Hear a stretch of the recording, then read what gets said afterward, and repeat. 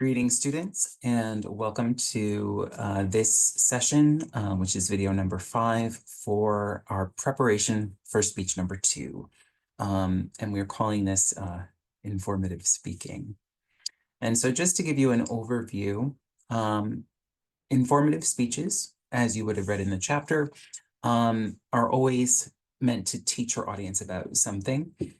Generally, something they might not already know about, or if they do have some information about it already, the idea is to be giving them kind of additional information, or at the very least, organizing the information in such a way that they can understand your point of view and where you're coming from and what it is that you want to share with them.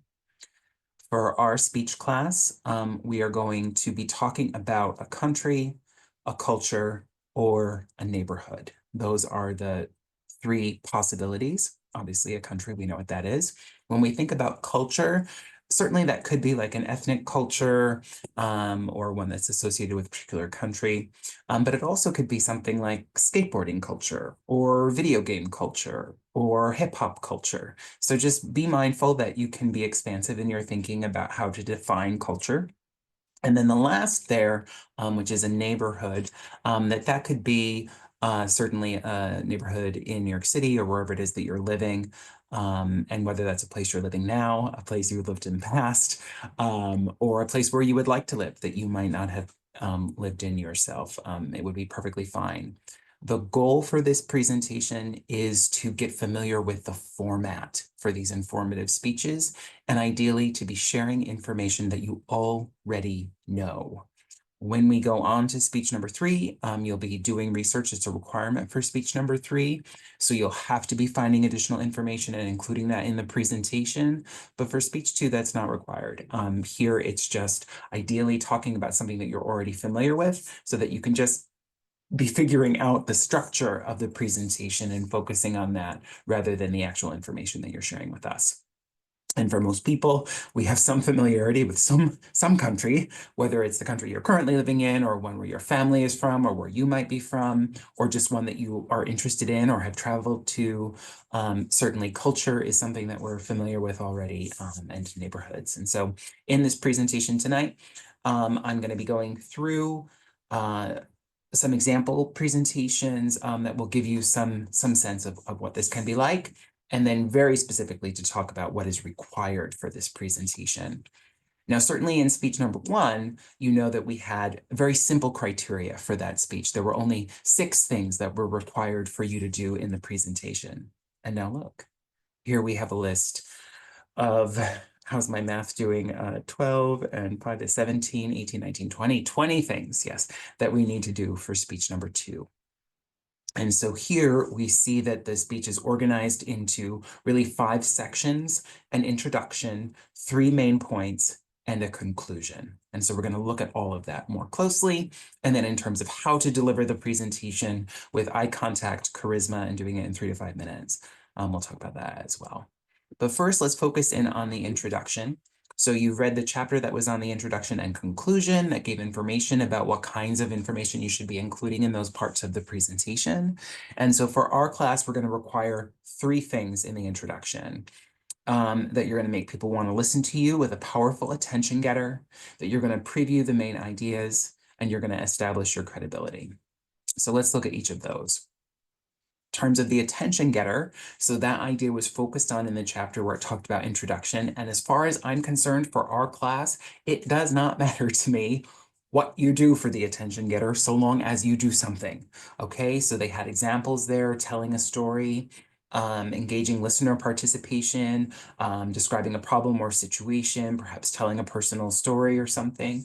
However you want to approach it, it's going to vary a little bit for each of us, what we feel comfortable including as an attention getter, but also like what's the content of the presentation that you're going to give, what makes sense, but you're going to include something at the beginning to grab the audience's attention.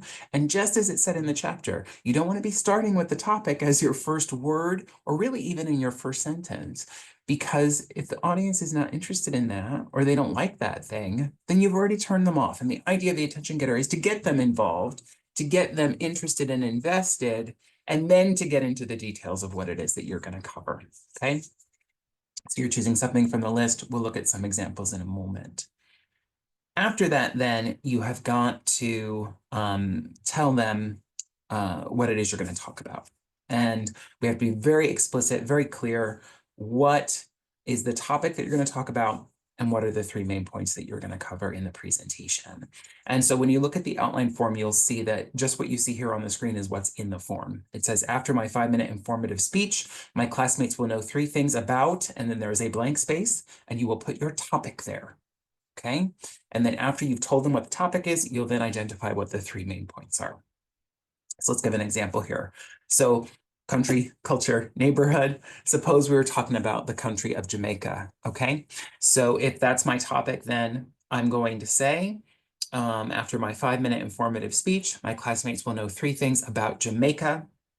I'm going to talk about the food, the music, and the places to visit. So we're very clear in that way. And just to back up a little bit, remember, we're starting with the attention getter, then we're previewing the topic and the 3 main points. So attention getter, try this.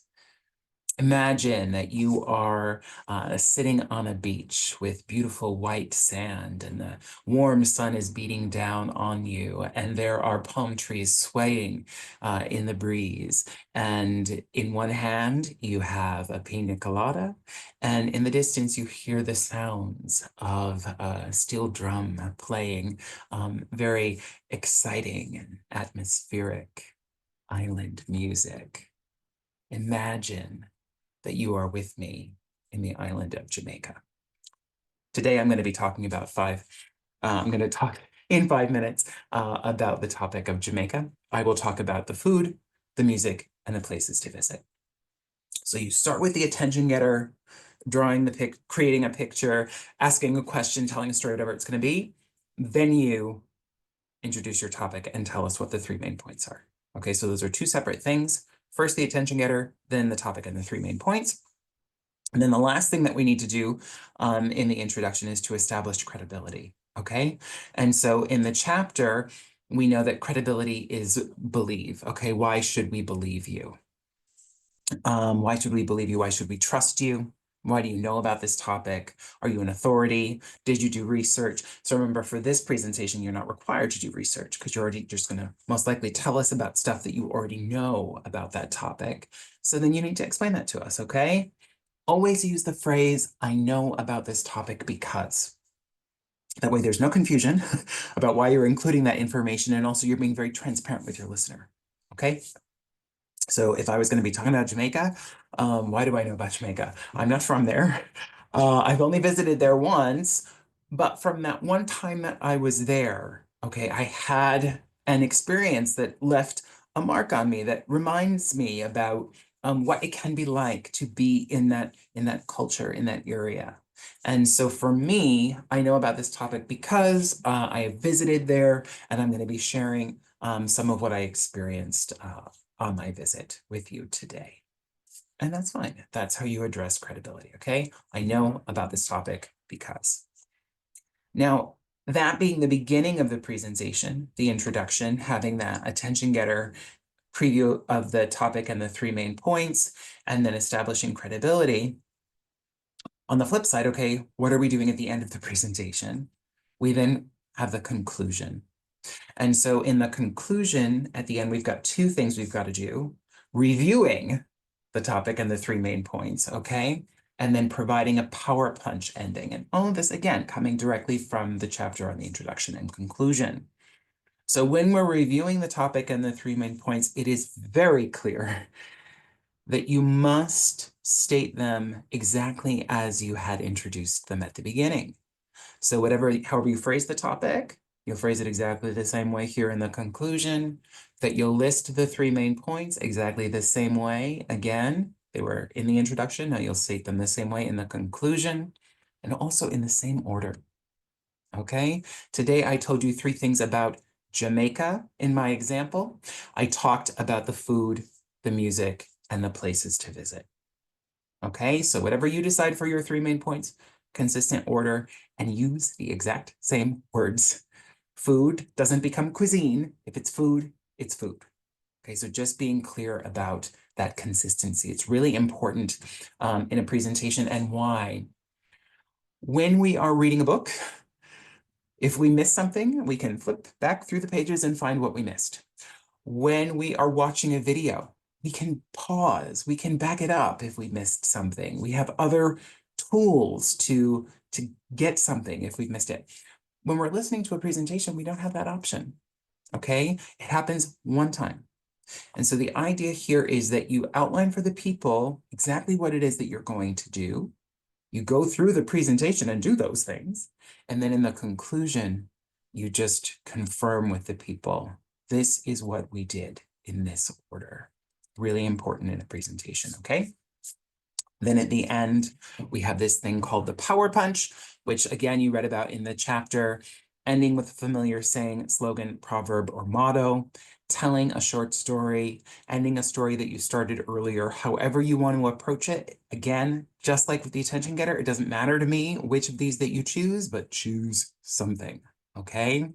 So when I was just giving my example there about Jamaica, I had done my attention getter where I was talking about being on the beach and having a drink, and the music was playing in the background, and I created this sort of illustration of what Jamaica can be like. And so now in my power punch, I might return to that, okay? I could say, so remember when I started this presentation, I was talking about being on that white sandy beach with the swaying palm trees and the steel drums in the back.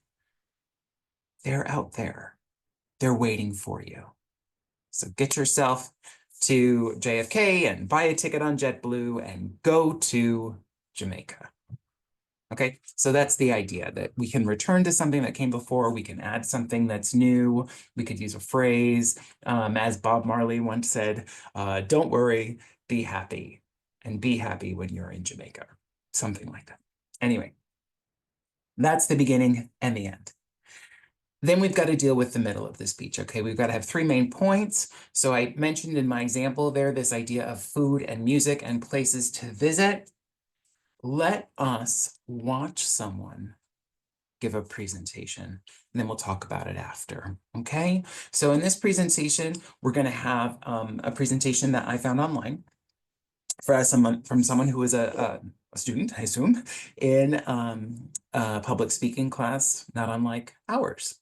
And in this presentation, this student, her name is Lisa Henry, she's giving a presentation about Oprah Winfrey. So as you watch the video, consider the following. What is Lisa's topic? And what are her 3 main points? How does she establish credibility? And also just be thinking about, what's effective about her presentation. And then we'll talk about it after. Okay, so. You get a car, you get a car, you get a car.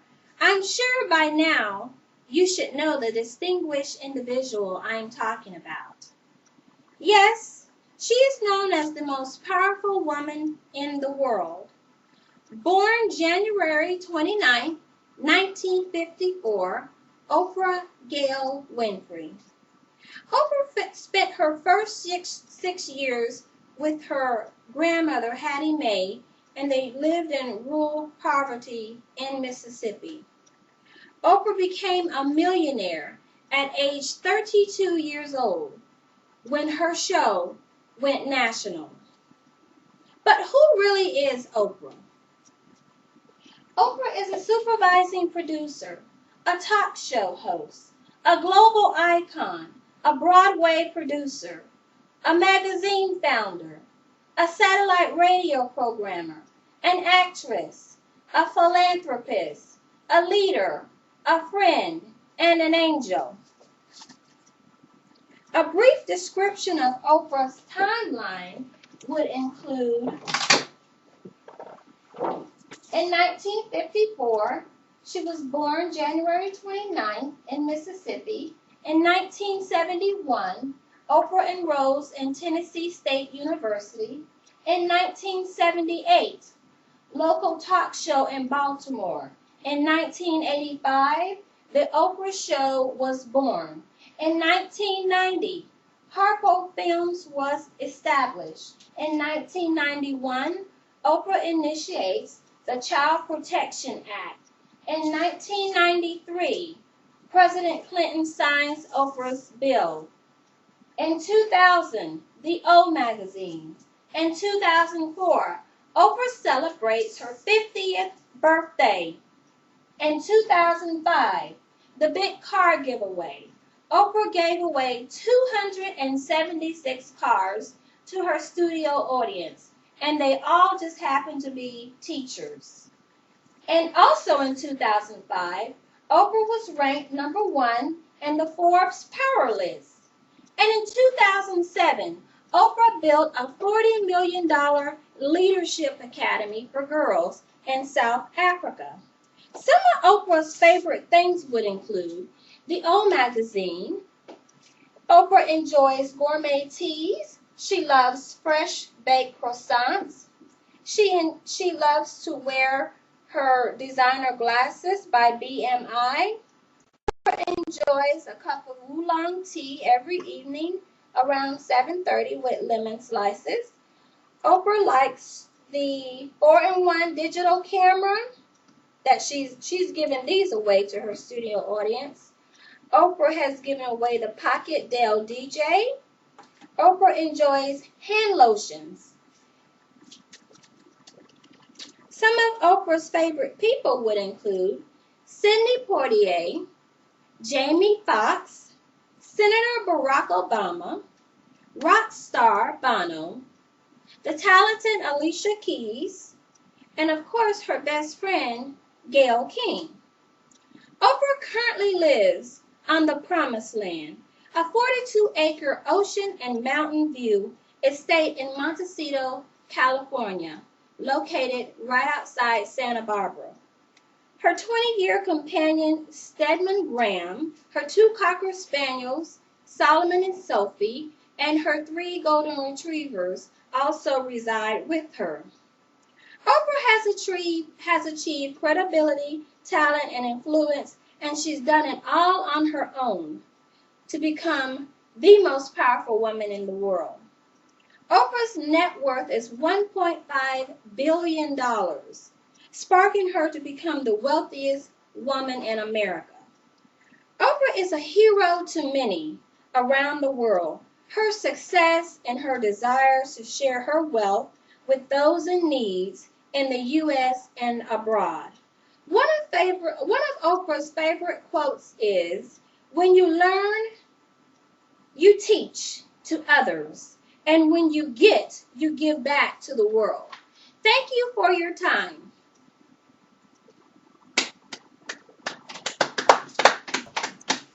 How did Lisa Henry do? Did she have a topic? Certainly, she was talking about Oprah Winfrey, without question.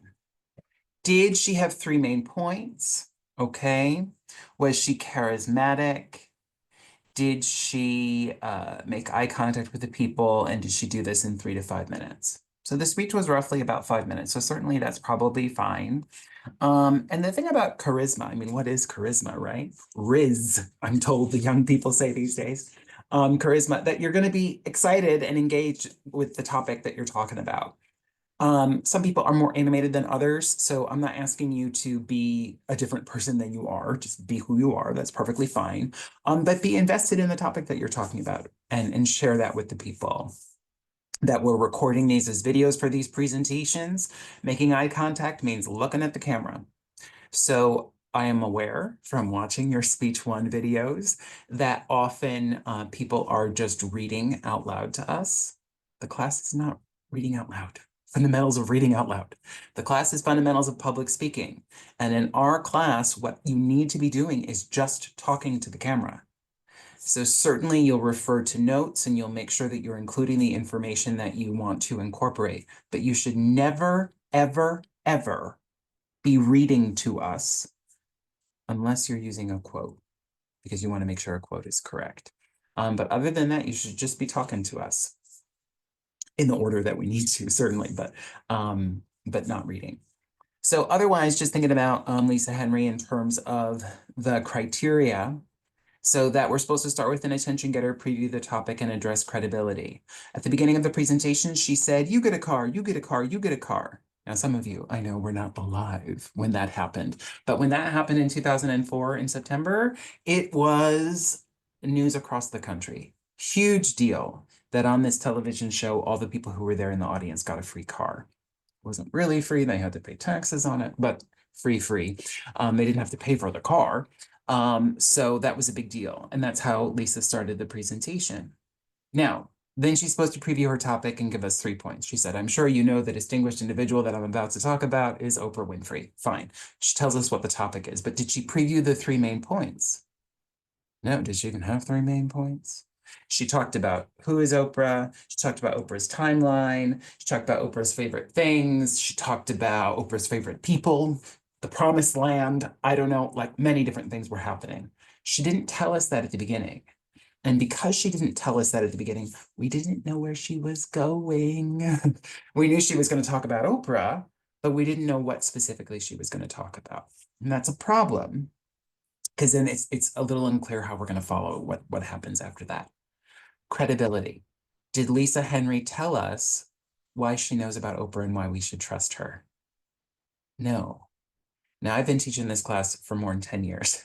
And let me tell you, when I show this video in class, in person, people laugh during the presentation.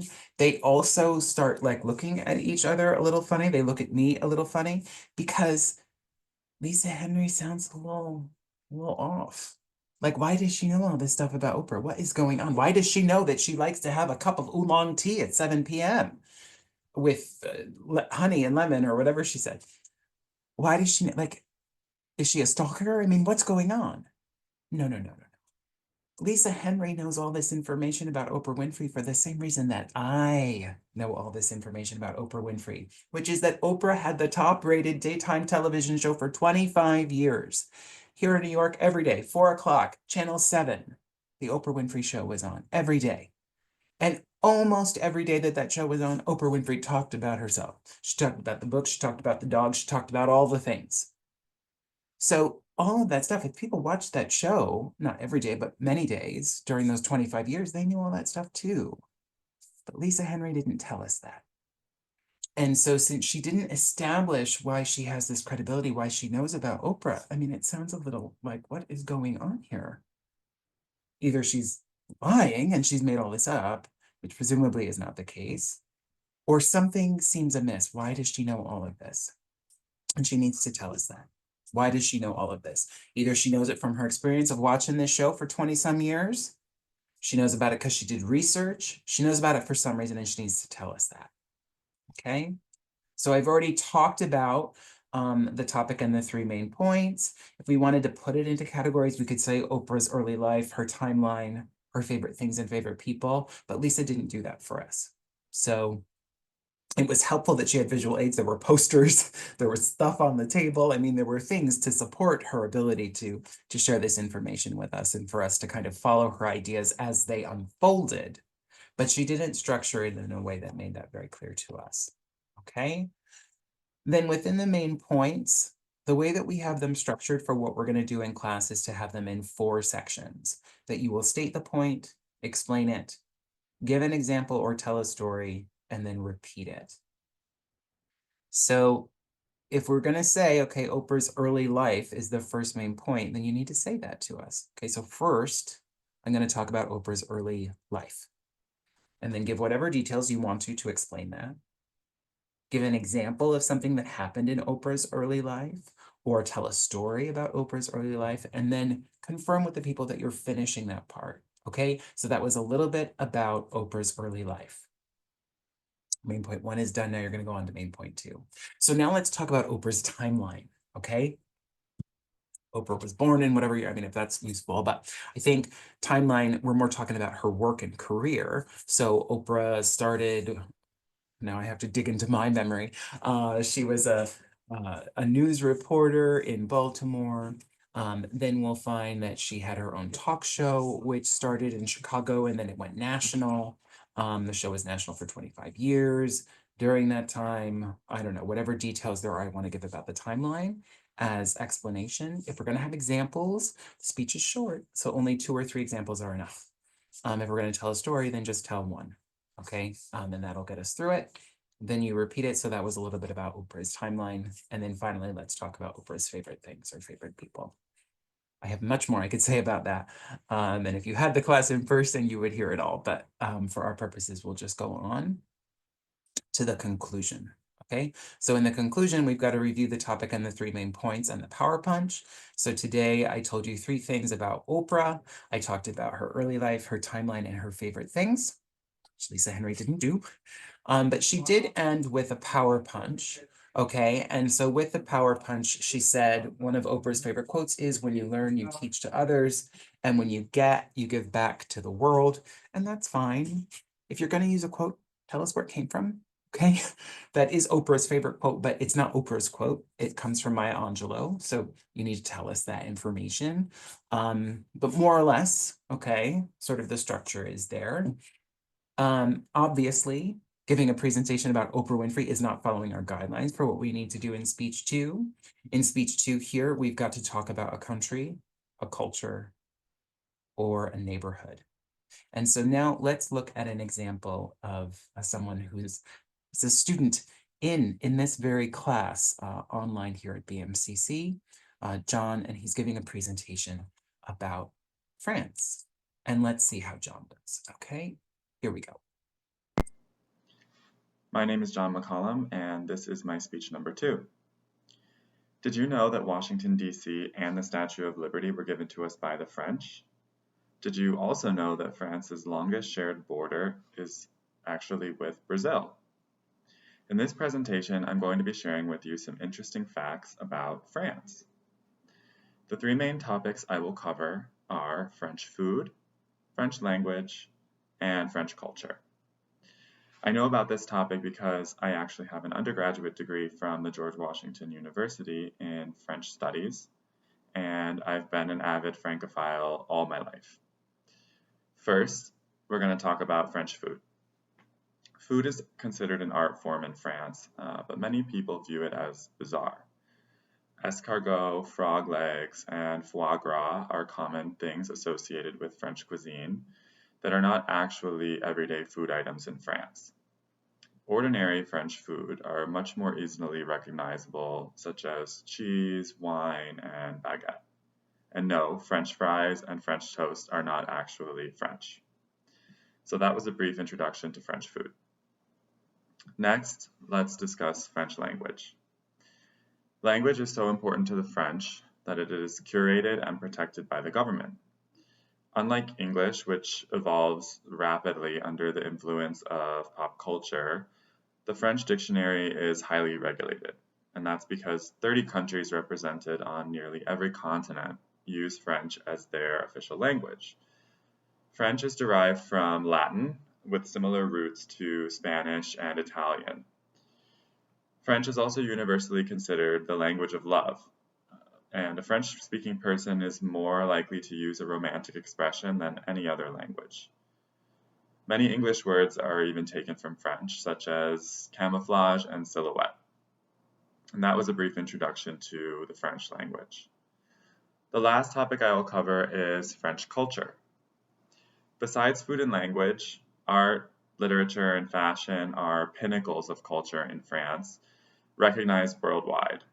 A prime example of this is that many Disney stories we commonly know are based on classic French literature, such as Cinderella and The Hunchback of Notre Dame. Easily identifiable Impressionist paintings from French artists like Monet and Renoir are also important. You would also probably recognize several French fashion designers like Louis Vuitton and Dior. And that was a brief introduction to French culture. I hope from my presentation that you learned something new about France that you didn't know before. I covered food, language, and culture. I would like to now close with a quote from Thomas Jefferson, who said, "Every man has 2 countries, his own and France." All right. So in this presentation here, where John was talking about France, introduction, supposed to start with an attention getter, preview the topic and give 3 main points, and address credibility, okay? And for attention getter, remember, we have that list. And this list comes directly from the chapter on the introduction and conclusion, but it's also posted in Brightspace in the module as a handout on the introduction and conclusion. So you can always refer back to that list if that's helpful. And just thinking about what John did, all right, he said, did you know that both Washington, D.C. and the Statue of Liberty were given to us by the French? Did you also know that France's longest shared border is actually with Brazil? Okay, now just unpacking there. It's not that like Washington, D.C., the city was given to us by France. That's not what happened historically. It's talking about the street layout of Washington, D.C. France having the longest shared border with Brazil, so French Guiana being a French colony, okay, or territory, I suppose, and that being their longest border. Fine, okay. For attention getter, he's done the thing. Asking questions, okay, of the people, rhetorical questions, and that's perfectly fine. Then he's got to preview the topic and the 3 main points. And so he told us he's going to share with us some interesting ideas about France, talking about French food and French language and French culture. Perfect. Credibility. Why should we believe you? Okay, so John, I know about this topic because, and he said, I have an undergraduate degree in French studies, and I've been an avid Francophile all my life. Francophile lover of France, okay, and French things. Thereafter then, we've got to have 3 main points. So here's a structure I'm going to give to you that I think will be really helpful and useful as you're preparing your outline for speech 2. If we think about stating the point in 1 sentence, where you're going to use a signal phrase or a transition word that's going to show us that you're starting the main point and that what the point is. Okay, so if the first main point is going to be food, so first I'm going to talk about food, okay? Explain it in 1 or 2 sentences. And then with the example or the story, we want to illustrate that point or give some details about it. And so we'll do that in 2 to 3 sentences. And then we'll repeat the point in a final sentence where we let the people know that we're ending that point. So that was a little bit about the food, okay? So thinking about this, just to see it laid out, okay, we've got to state the point and repeat it exactly the way that you introduced it in your introduction. And then you'll review it that way later on. So point 1 is food. It's always food. It doesn't become cuisine. It doesn't become, I don't know, tasty things to eat or however else you might phrase that. If you introduce it as food, then main point 1 is always food. Okay? And when we think about this, stating it, repeating it, using signal words, what I've used there, okay? First, let's talk about, now let's talk about when we get to point 2. And then main point 3, finally, let's talk about. And then in terms of ending the main point, so that was a little bit about, or a little introduction to that kind of thing, okay? So let's see that there, stating it and repeating it just to sort of get this solidified in our minds here. First, let's talk about food, explain it, give the example, fine. So that was a little bit about the food, all right? With this explain it, the story or the example, if it's a story, just keep in mind that it needs to be something very specific, just like the stories that we told in speech number 1. So who, what, when, where, why, that we give that kind of information, and that's how we're using the sentences that we've got there. And then in the conclusion that we're going to review the topic and the 3 points and end with a power punch. So again, that first we're going to tell the people what the topic was, and then we're going to list out the 3 main points. And in John's situation there, that his presentation was about France, and then he covered the food and the language and the culture. And then for his power punch, he said, I would like to now close with a quote from Thomas Jefferson. He said, every man has 2 countries, his own and France. So there he's using a quote. And just like when we listened to Lisa Henry talk about Oprah, she gave Oprah's favorite quote. And then I pointed out like, well, that quote actually comes from Maya Angelou. So if you're going to use a quote, tell us where it comes from. So here, this one is from Thomas Jefferson. He identifies that. We are reminded that we have that list of options of things we could do for a power punch. And again, we can refer back to the handout on the introduction and conclusion if we need to go back to it to see what those options are. But that's the whole speech, okay? And in John's speech there, it was a little more than 3 minutes, I think. He did all 17 of the things. He was making eye contact with the camera, unquestionably. Okay, he's looking at the camera most of the time. This idea of charisma. So like, you know, it's not exciting all the time. It's not that, you know, you are becoming more energized or excited than you would ordinarily be. You can be yourself. John was himself in the video, that was fine. Lisa Henry was herself in her video, that's fine. And so that's okay. But rather that you're focusing on the content, okay? Lisa Henry was excited about Oprah, and she shared that excitement of Oprah and herself in that. It was clear she knew what she was talking about, okay? John talking about France, and he told us in his credibility statement that he's a lover of French things, a Francophile, and that was clear. He talked about the food and the culture and the language. He talked about it in a respectful way, and in a way that conveyed that it is meaningful to him, and he shared that with us. And that's everything, okay? Got a few more slides just to review some things, and then I'll get you out of here for the end of this video. With your attention getter, avoid stating your topic in the first sentence. As it said in the chapter, and I mentioned earlier in this video, if the people are not interested in the topic, then you're just going to turn them off right away. So hold it back for a second. All right. Sometimes it can't be avoided. Okay. You've got to put the topic and you put it somewhere in the sentence, like what's it going to be? Don't be the first word. Don't say, I'm going to talk about Oprah Winfrey as the first thing you say in the speech. Don't start with Oprah Winfrey once said. No, if Oprah's the topic. Find another way, all right? Just to try to avoid that in the first sentence. You'll tell us the topic when you're going to state the topic and the 3 main points. The last thing in the introduction, of course, is credibility. Always start with, I know about this topic because. I will know if you watched this video because when you do your outline, you're either going to put credibility, I know about this topic because, or you won't. And if you don't, I'll know you didn't watch. Because if you watched, you know that that is the way to do it. I know about this topic because I've been watching the Oprah Winfrey Show for 20 years. I know about this topic because I have a degree in French studies or whatever John said. I know about this topic because it's the neighborhood I grew up in. I know about this topic because it's the country where my family is from and I visited many times. Whatever it is, that's what you'll tell us for credibility. Okay, I know about this topic because. In your main points, say them in simple words or phrases without adjectives or descriptions. I mean, sometimes people write these main points and it's like a paragraph. No, as simply as possible. Food, not the delicious food, not the tasty food, not the most exciting and incredible food that you've ever had in the whole world. No, just tell us that it's food. You're going to explain it. You'll give those details when you explain it. Be as simple as possible when you're just naming the main points. So then that way you can list them very easily in the introduction and conclusion without details. We'll get the details in the explanations. And also when you're stating the points and repeating them when you're in the main points sections. Simple, simple, simple. Okay. State them, start with a signal word. First, that was a little bit about food. Okay. When you're ending it, that was a little bit about food and just being consistent in that way. I am giving you this, my people. There are 17 things you have to include in the outline. So when you look at the outline form, you'll see there's 17 headings and you got to put stuff next to them. All the things that are required in the speech. Among them are stating and repeating the points. So here are 6 of them, 6 of the 17 right here. First, let's talk about food. So that was a little bit about food. Now let's talk about the music. So that was a little bit about the music. Be simple, people. Do it this way. And then that way, those things are already done. That's 6 things right there.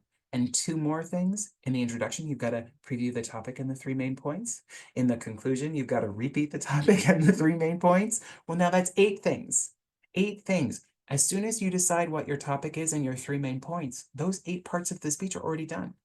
Already done. You don't have to think about them. You just make a decision. I'm going to talk about the Bronx. I'm going to talk about the Bronx Zoo and the Icy Lady, and I'm going to talk about the Yankee Stadium. Okay, so the Bronx Zoo and the Icy Lady and Yankee Stadium. So first, let's talk about the Bronx Zoo. So that was a little bit about the Bronx Zoo.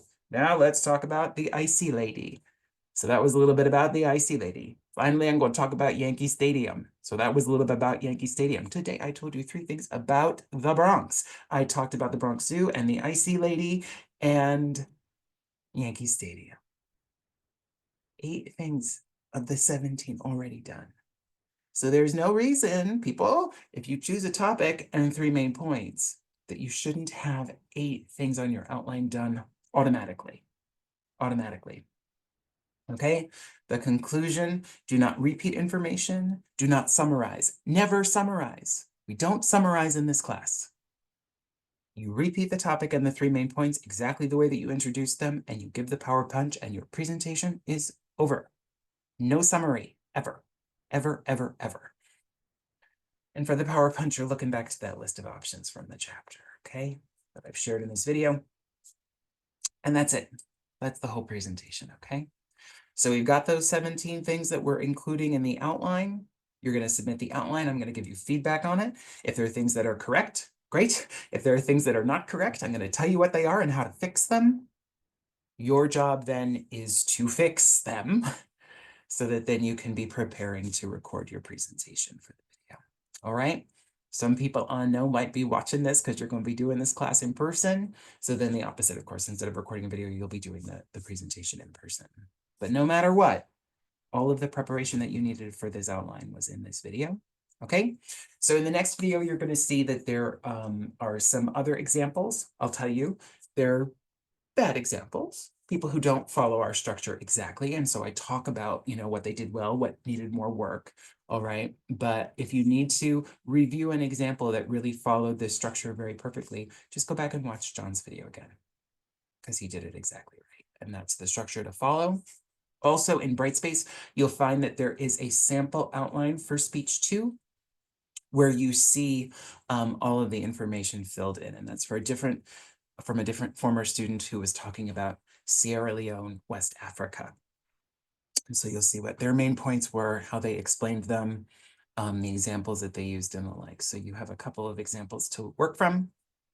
You'll see the other video where they talk about some other topics. It's another video with someone talking about France and another student, I think, talking about Argentina, if I remember correctly.